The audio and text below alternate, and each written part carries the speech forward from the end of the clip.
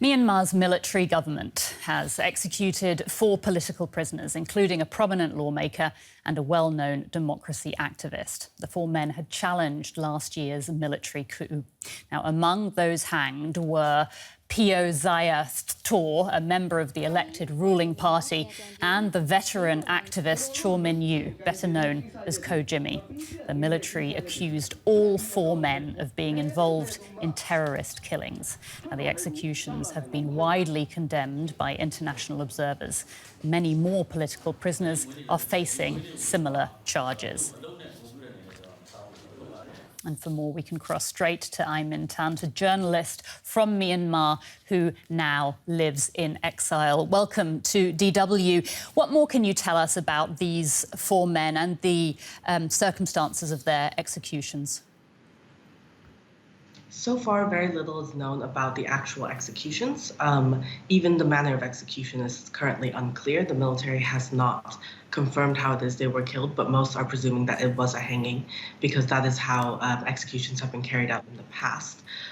We do know that the families were allowed to speak with the 4 men before they were executed on Friday. However, they weren't told at the time that the men were going to be executed. The military also played coy over the weekend about whether or not they were about to carry out the sentences, although because the families were allowed to meet with them for the first time since their sentencing, many had speculated that this would be carried out today. What signal is the military junta sending, would you say, by carrying out these executions? The military has been facing quite a lot of resistance from people within the country, including many of its own officials, as well as soldiers, police, and those who work for the military being the target of assassination campaigns, as well as active conflict in many areas of the country. Given that there are over 100 people who are now on death row, who have been sentenced since the military came out, many believe that this is a tactic to try to instill more fear into the population. But it's quite unlikely that this is going to be successful, although there's quite a lot of anger in the country. Over 2,100 people have already been killed by the military, and so many are unlikely to be cowed by these recent actions. Well, based on what you just said, what is the likely effect of these executions on the democracy movement in Myanmar?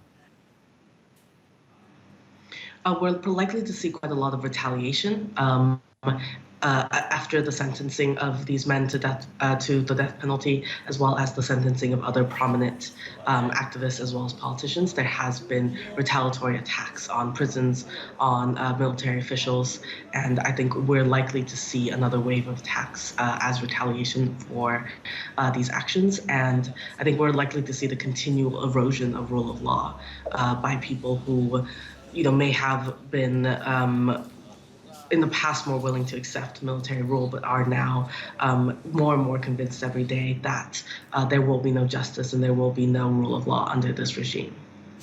You've been vehement in your criticism of the coup, of the junta. You now live in exile. Do you hope to return to Myanmar one day?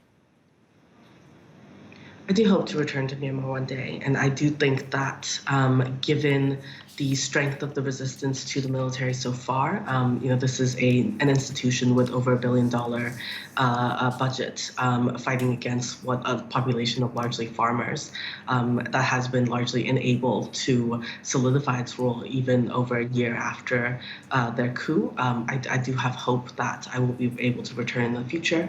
However, I think that is not going to be something that's going to happen in the next, in the short term, at least. Min Tan, a journalist from Myanmar. Thank you so much for your time. Thank you for having me.